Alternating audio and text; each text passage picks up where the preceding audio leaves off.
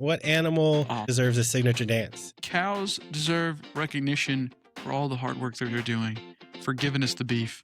Are you saying you want a signature dance about cows that have been turned to beef? When you put it that way, that's not where I was going with this. Dance like a chicken did. What about you, man? What animal do you think deserves a signature dance? I'm going with the cow. Describe this dance to me, because the first thing I thought of when you said cow was the number of stomachs they had, but I don't think that would be representative on a dance floor. No, but like, you know how many puns you can come up with the word moo? Like you can just 14. You just move over there, you know, on the dance floor, or you could. I guess that was the only one pun that I got. One pun. But look, here's the thing. When I was a kid, one of the greatest commercials that ever come out was, "Where's the beef?" Cows deserve recognition for all the hard work that they're doing, for giving us the beef, for being out there in the pasture. Are you saying you want a signature dance about cows that have been turned to beef? Well, when you put it that way, that's not where I was going with this, but Is the dance just like eating a hamburger? And are you opening this to people who like Impossible Burgers? So, you know what? We're not using a cow. That's what I'm hearing right now. This is your signature dance based on an animal that means something to you. I don't want to take that away. Look, my brain went to a whole different subject where I went to start tipping cows, and I'm like, that's not what we want to do. We want to respect the cow. Actually, I'm worried that everything you're thinking about to do with cows has nothing to do with the dance. Not the most dance-worthy action. Okay. What about a tiger? Tigers are great. Yeah. See, now, if there's anything that I've learned about watching Jungle Book a million times as a kid, tigers are cunning. Tigers are, that's the type of dance you got to get. It's like you got to go soft and fast, and that didn't sound great coming out of my mouth. But my point is, if you want, I think tigers would be a great opportunity to have their own signature dance. Let me ask you this question. I've been watching a lot of Secrets of the Zoo.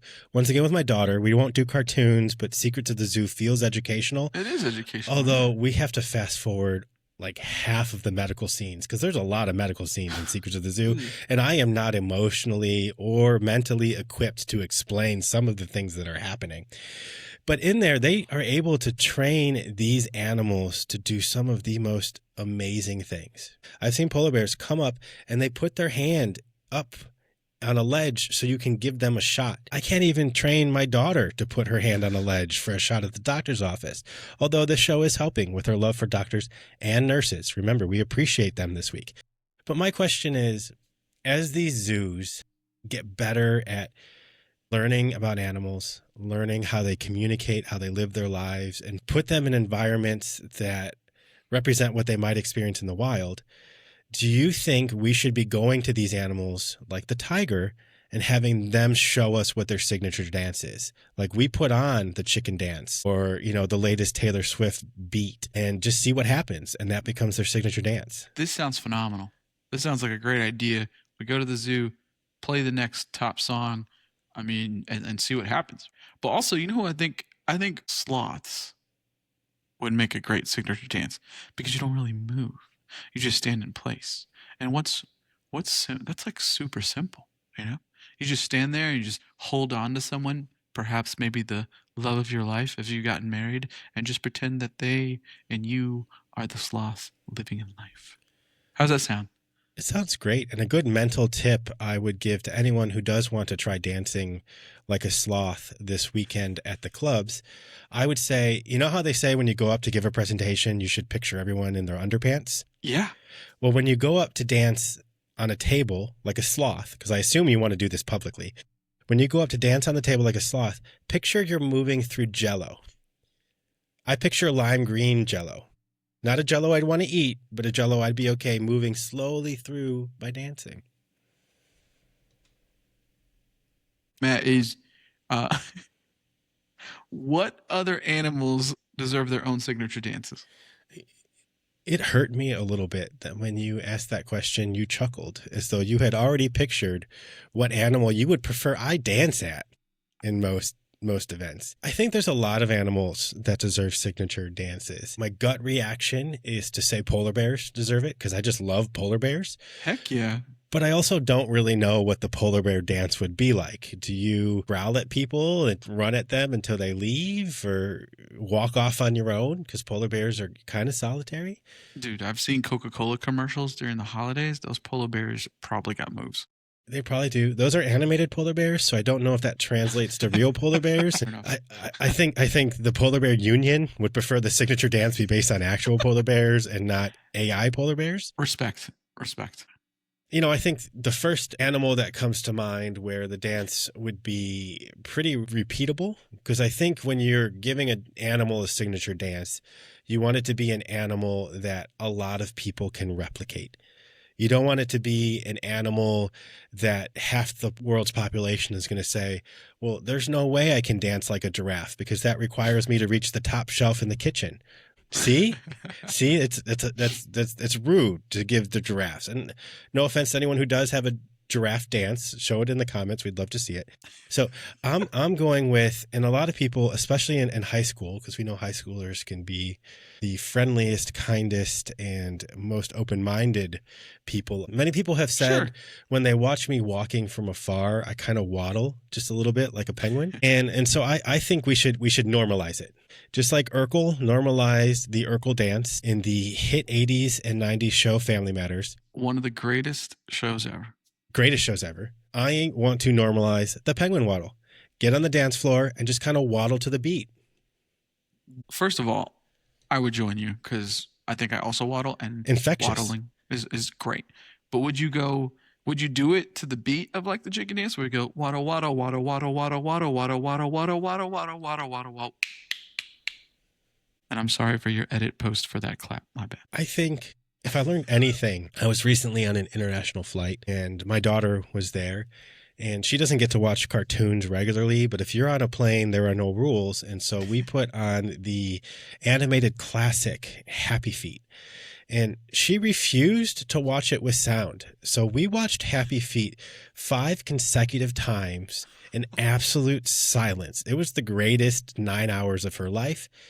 And that just showed me you don't need to feel the beat, hear the beat to tap your feet.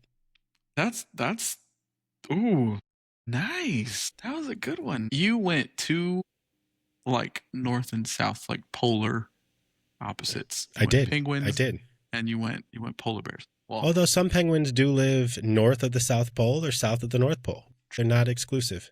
True. Well, let's focus on chicken dance. Like, is the chicken dance acceptable at a wedding? Like, is it when is it acceptable? Is it immediately after the first toast, or do we have to wait for the full peak open bar where people are just absolutely out of their minds? Where do you think the chicken dance fits in at the wedding? I think this is generational. Every generation has a different level of acceptability when it comes to weddings. If you think back to the beginning of time, also known as Bridgerton seasons 1 through 4, those weddings are very formalized. They're very strict. You have to marry the right people. You have to do the right thing. You can only play certain music. In the 40s or 50s, people were just getting married in houses. They'd go to their local church. They'd come back to the house. They'd get married. They'd bust open a Costco sandwich platter, and that would be the wedding reception. But as time has gone on, what is acceptable has changed.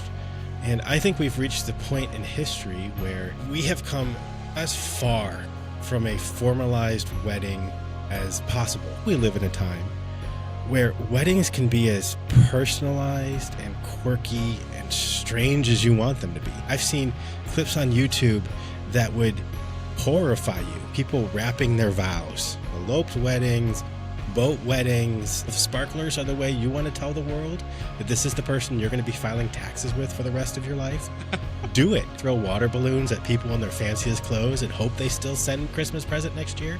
You can do that too. Instead of kissing the bride, you want to have a quick lightsaber fight? That's totally cool. I've been at weddings where the first dance was a bride and groom in inflatable dinosaur costumes.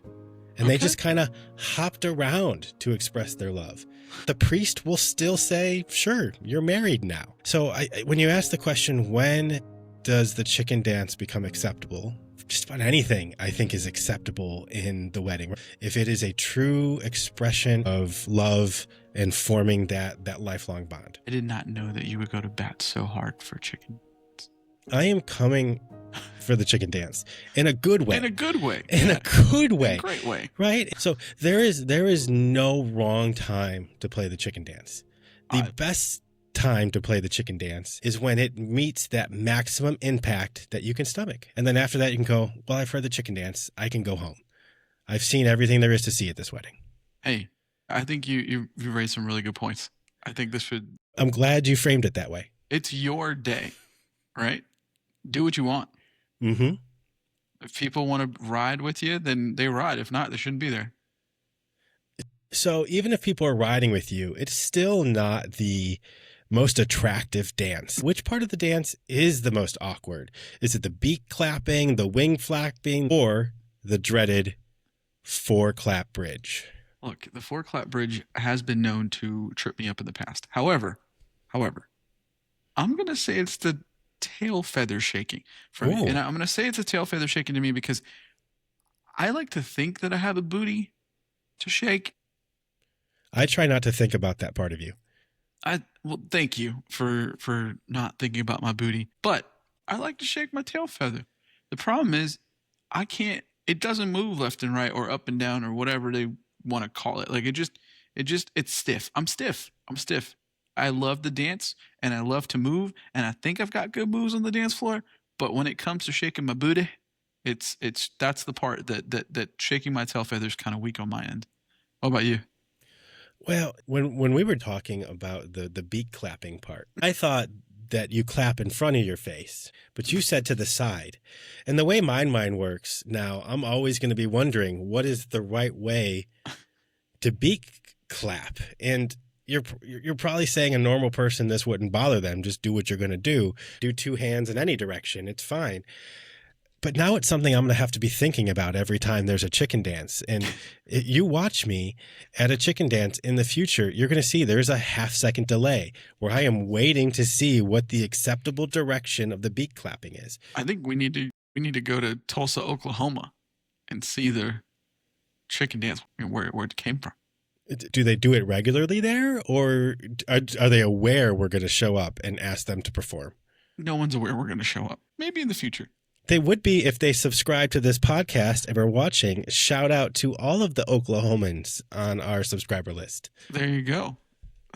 Yes, this is Dance Like a Chicken Day, but it's time to talk about the holidays for the week. What do we got? Oh, we've got a couple winners this week. First up on May 10th, we've got Mother Ocean Day. They say that more than 80% of the ocean is untapped, but my mother knew where every piece of junk mail was in the house. So we should probably just ask Mother Ocean what is going on in the rest of the ocean, and she'll tell us. She'll tell us all the secrets. Just a thought. Then on May 12th, we've got International Nurses Day. Nurses are the lifeblood of any hospital. They keep things going at all hours, and a good nurse can make all the difference in your time of need. Nurses have impacted every single one of us, whether you were born in a hospital or you've known someone who's needed a hospital. So shout out to all those nurses in our lives. Those nurses who helped me survive 3 back surgeries, kudos to you. Could not be here without you. Thank you. Yeah, man. Matt, here, I got a question for you. Do you think the 2003 Murphy Lee hit Shake Your Tail Feather took inspiration from the chicken dance? This is one of my deepest core beliefs. Any song that tells you to do a move related to a body part was probably taken straight from the chicken dance. Okay. It's like Kleenex. Kleenex is a brand, but you say Kleenex and everyone thinks of tissue paper. You could get tissue paper of any type. The chicken dance, Kleenex level branding, it spawned a whole genre, a whole world of dancing. That's true. But believe it or not, it actually started in the 1950s out of Switzerland. The creator was a Swiss accordion player named Werner Thomas. And he didn't originally call the chicken dance, he called it Der Intentens. Man, I wish I would have looked that up before starting this podcast today so I could say it right. What language did you take in high school? I was forced to take Spanish. That did not help you here. No, it did not.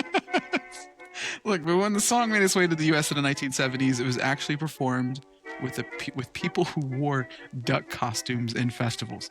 And somewhere along the line, the beak motion, like this, right? Like it looked more like a chicken, and Americans being Americans, we just kind of went with it.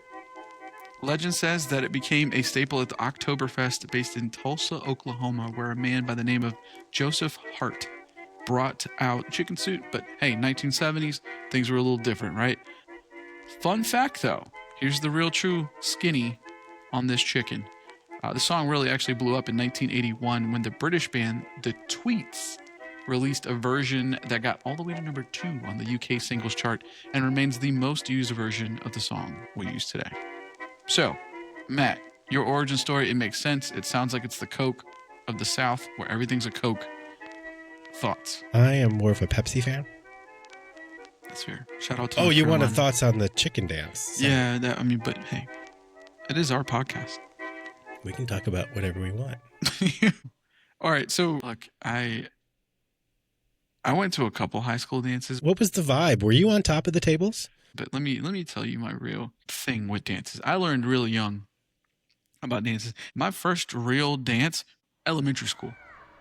It was 5th grade dance. It was like the 5th grade dance where all the kids came, and there was like 17 chaperones per like 2 kids. It was nuts. The girls were on one side, the boys were on the other side. And at the time in 5th grade, they decided to play modern music, and their choice of songs was Tootsie Roll. Let me see that Tootsie Roll.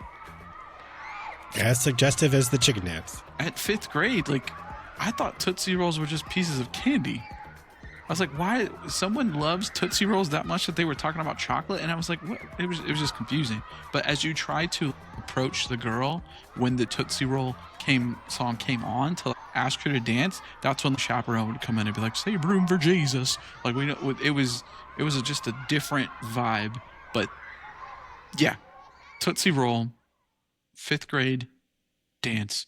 Always and forever ingrained in my head, because now as I'm an adult, now that I know what the Tootsie Roll is, not sure. Is this the wrong time to tell you that I still thought it was just a song about delicious candy?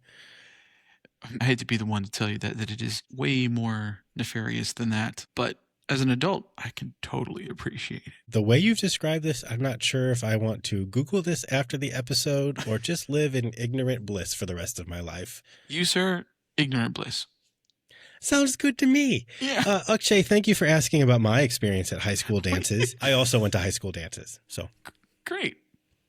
Tell us more. Oh, sure. But only because you're asking.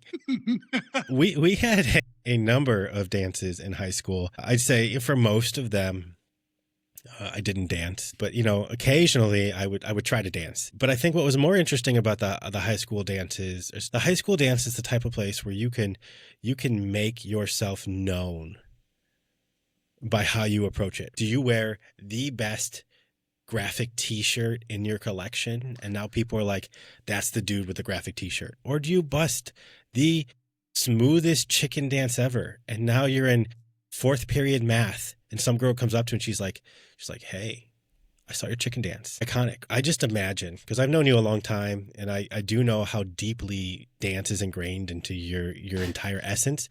I just assumed your high school dances, you were the high schools where kids would show up and all of a sudden, like, gangs of kids would break out into choreography that they didn't practice, but they just suddenly knew. I assumed you went to one of those high schools. That is not the case, but I will tell you that that's how I always imagined it in my head, that it was going to be nothing but a Bollywood scene. But, hey. When you were imagining your high school being like Bollywood, and I assume you grew up in the South, you were pretty aware your high school was not like Bollywood most days. Did you picture you front and center leading the choreography? Are you the leading man? 100%. Look, in high school, I met my first Indian girl. Ooh. And prior to that, I grew up in a small town that didn't have that many Indians in it. Of course, growing up, there was a handful here and there, but it was the first Indian girl. One that I was like, holy smokes, this girl is beautiful. Head over heels, try to do what I could. But she was the one that introduced me into Bollywood.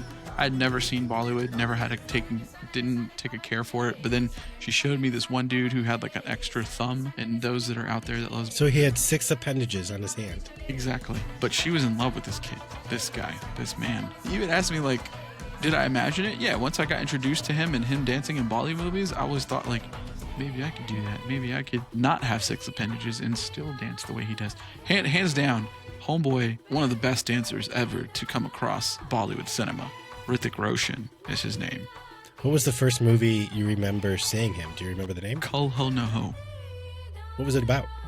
I love every Bollywood movie is about love. Same premise every time. I love a girl. I can't be with her. Her parents are upset. Will we ever be together? And in the end, they come together. I can see how this resonated with you. Yeah, I wanted to be that way. You know, I wanted to find the girl. There's conflict. We can't be together. And then all of a sudden, there's some magical breakthrough, probably through my dance moves. And then all of a sudden, she falls in love. Her parents are like, he's not that bad. And then we're together for the rest of our lives. And it's a wonderful Bollywood couple. That's what I thought high school dances were. Instead, high school dances turned out to be, let's just say, the dates that I went to high school dances with. You know, they did their thing, and I did my thing. What is, I imagine you've given this a lot more thought than the average person. What is your one move if you're standing in front of someone you are interested in pursuing romantically to maybe someday file taxes together? What is your go-to dance move that you're like, if dance is magic and magic can lead to love, this is the move that is going to make that happen? What is your signature move? Hands down, the shopping cart. Hands down, the shopping cart. Ever since I saw Hitch when I was younger, like, love Kevin James, love Will Smith. I saw him do the shopping cart. I was like, that's it. And here's the thing. I just want to be able to put that girl's ingredients in my cart, and now we can go home and I'll pay the bill. That probably should not make this cut. That's It's 100% making the cut. That's terrible. My whole point is that, like, I can pick stuff off the shelf, and if I don't like it and you don't like it, I'll put it back and we continue on. But guess what? There's something romanticized about going with the girl or going with your partner to the grocery store and just like grocery shopping together. Like, hey, we're building a life together. And what better way to do it than grocery shop, take these ingredients home, prepare a fine dinner. Is there a specific aisle in the grocery store you're imagining when you were dancing with your shopping cart? The pasta aisle. Mm-hmm. It's pasta and beans. They usually have beans in that aisle as well. Fair enough. It was I was going with the pasta sauce. Few cans are more romantic than a can of black beans. I'm going to dispute that at this point, but you're more a pinto bean fan. Yeah. But I echo your thought that there is nothing more romantic than going to a grocery store or just doing regular life things with a person, because that means you've entered a level of comfort with them where you can see them a part of your day-to-day life. I had one friend, and he would regularly take girls to the Home Depot lighting fixture section just to see if they could hang through an imaginary home improvement project, which honestly might be a better chemistry test than anything eHarmony has ever come up with. The moment me and my wife got engaged, right after that, we went to the grocery store and picked up some food. We've got a picture of her with her engagement ring right in front of the frozen food aisle, right next to the broccoli crowns. Yeah. Yeah. Oh, broccoli crowns because she's your queen? No, we just like broccoli. Oh, okay. It's a very versatile frozen vegetable. It keeps most of its nutrients. And you can broil it, you can microwave it, you can zhuzh it up with some olive oil, a little bit of Parmesan cheese, tiny bit of garlic. That's great. And it's low calorie, so you can eat as much as you want. It's great. Most vegetables do fall into that category until you deep fry them. Fair enough. Well, Matt, I tell you what, we've spent a good amount of time talking today on Dance Like a Chicken Day. We've kind of gone over the history. We've talked a little bit of things that we do in our life, but I think it's time to figure out, how are you celebrating? There's something called the gorilla chicken. Just do the full choreography in a place where they least expect it, like that grocery store aisle where the pasta and the ragu is. See if anybody joins. Bonus points for extreme eye contact. Do it. All right, the digital challenge. Record yourself doing the dance, but with a straight face and no music. It's 10 times more terrifying and hilarious. Or there's the fitness pivot, right? Rebrand the chicken dance as a low-impact cardio and do it for 3 minutes straight. I promise you, your deltoids will actually feel the burn. How are we celebrating? I'm not gonna lie. I'm actually gonna play this song out loud and just do it. I'm gonna walk my neighborhood because the weather is good, and I'm just gonna do it and see what happens. Matt, what about you? I want to take this one in a slightly different direction. Should I be worried? You probably should have been worried 4 episodes ago. But you said that the original creator of the chicken dance, when it was known as the duck dance, was an accordion player. Well, I actually have close ties to an accordion player. And for those of you who say accordions aren't hip anymore, I will tell those people that there are still several U.S. cities that claim the accordion is their official instrument. Right? Detroit, St. Paul, Skokie. The accordion is still in. And what I would want to do is go to the accordion player in my life. Yes, you guessed it. It's my father. He plays the accordion. What? And I would like to ask him if there is a dance move he's been hiding from the world that could become the next chicken dance. And to see if maybe we can unleash that untapped potential that I assume all accordion players have to create worldwide dances. This is where the chicken dance come from. I assume this is where Cupid Shuffle and the Wobble also came from. I assume all choreographed dances where they tell you how to move came from accordion players, and I would like the accordion player in my life to have a chance to write his name into history. Dude, first of all, I didn't know your dad played an accordion. He's never played it for me, but he tells me he was quite gifted. I can't wait to see the follow-up on this. This is going to be awesome. I can't wait. And if he does come out with a dance, you have to bring that to the forefront. I think everybody on this podcast now expects you. I would be happy to demonstrate the dance on the audio-only version of this podcast for all of our subscribers. I will do it in its full. Sounds great. Well, check it out. My arms are actually just tired thinking about it, but the feathers have officially been ruffled on Dance Like a Chicken Day. So we want you to tag us in your videos of you flapping with your zero shame and 100% confidence. Whether you're a professional wig flapper or you're just doing the bare minimum finger beak, fully commit to the bit, because a life lived without a little public embarrassment is a life half lived. There are 52 weeks in a year. How are you celebrating this one? We're not your average holiday, and we'll see you next week. Was that, Matt, was it 4 claps or 5? I'm still thinking about which way the beat goes. I think it's up and down. Wow. I wasn't in for season 2, but after that, I've already booked my plane tickets for our convention for season 6 reunion. Oh, what? And you're sitting here and you're like, reunion? There's only 2 of us. Exactly. Hotels will be cheap. Let's start the episode. All right, Mac. Return to the Mac. May 10th, Mother Ocean Day. Wait, no, I read the holidays. My bad. Oh, yeah. You're taking my... First you forget my name. Now you take my bit. Let's run it back. All right, Mac. 15 years of friendship. I swear. 10 more, he's going to get my name right. Matthew is very uncommon. Only the 3rd most common name of the 80s. If my name was Michael, he would have gotten it 8 years ago. What's wrong with me today? Whew. Okay. All right, Matt, we're back. And yes, it is dance. I lost it. I'm sorry. I'm sorry. Sorry. Think of sad things. Think of sad things. We should just call the episode there. We've got enough content. I'll splice it together. Hey, you out there in YouTube land, are you subscribed? If not, you should be. Make sure to like, do all the things. Make sure that we come back for a season 2. It's up to you.